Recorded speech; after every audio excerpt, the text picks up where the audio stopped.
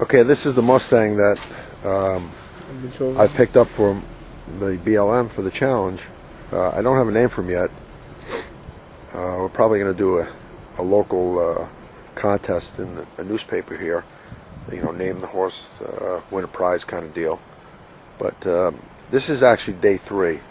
The horse was covered in mud up until today. Yesterday I was able to sack him out with my hands.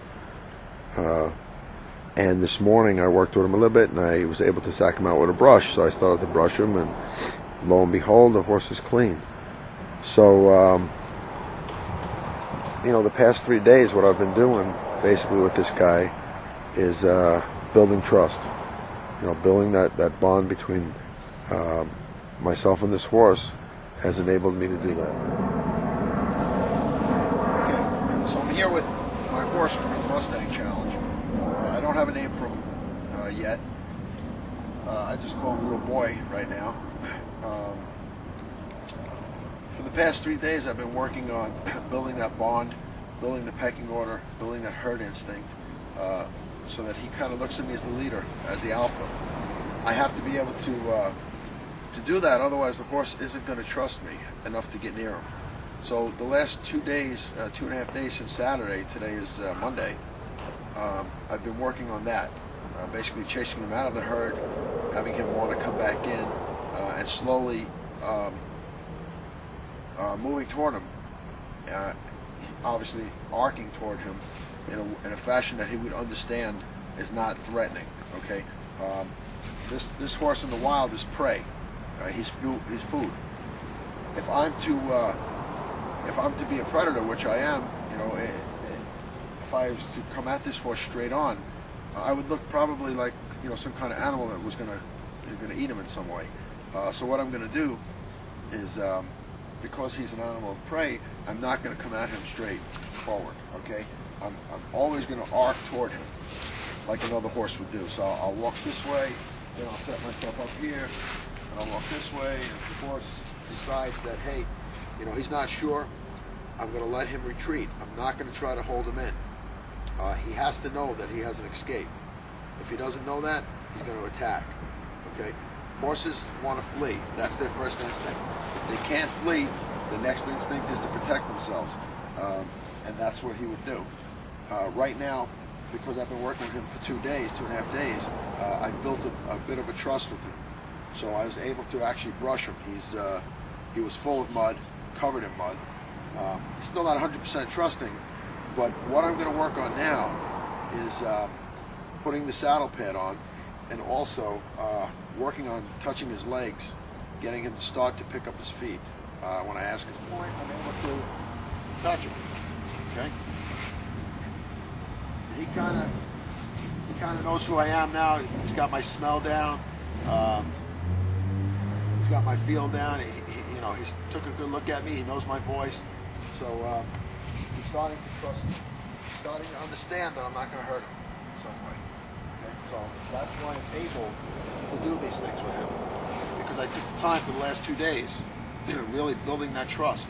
You know, if you don't do that right away, you try to just jump on this horse and break him out, you're going to have a horse down the road that isn't trusting the people. We already blanketed this horse, put the saddle pad on him. I'm going to go back, work with the saddle pad again, and then what I'm going to do is grab that little pony saddle, because it's light, and I'm going to try to get the saddle on him today.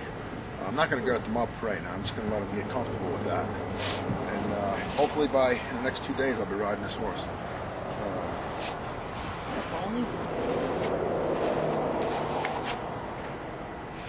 Again, I'm going to do advance and retreat.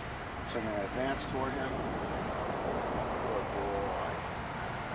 If he decides to come toward me, I'm going to let him come. If not, I'm going to retreat. Okay. Good boy. Again, I'm going to pick the spot that I know he's good with. I know he's, you know, really nice, really comfortable with this spot right here, which is a plus for me because that's where the blankets go, right? So, I'm going to stay where I know it's good, right? And then, ta-da, I'll put the blanket up and on. I'm not going to dilly-dally with the blanket. I'm not going to go on. Again, I'm going to retreat. I'm not going to dilly-dally with the blanket. I'm actually petting him to make him feel relaxed. I like to use a real light saddle the first time. I'm using a pony saddle for the first time. I got the saddle pad on him as we showed you before. The same thing here. I'm going to introduce the saddle. Okay, I'm not going to make a big deal. I'm not going to walk over and say, see, look at this, it's the saddle. I'm not going to do that, okay? I'm just going to walk up to his horse. He knows I'm okay with petting him. I'm going to pet him again. I'm going to pet him over here. We'll keep going. Everywhere he's comfortable, and move this blanket around. And then out of nowhere, 1, 2, 3, I'm going to take this saddle. And it's not going to be a big deal because I'm just going to go like this. And I'm going to let him go off with it. He has to be able to escape. If he doesn't feel like he can get away, that's when you get horses that go nuts. Okay? It's on his back, it's light, it's not a big deal. Okay? He's going to start looking at it maybe, maybe not.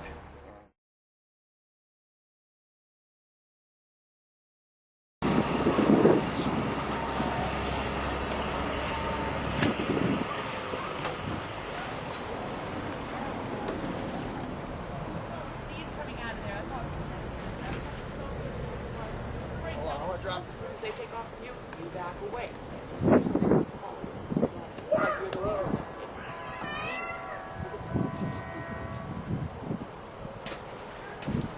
A little bit of time. Everything is a little bit of time. Yeah, patience, oh my God. You okay?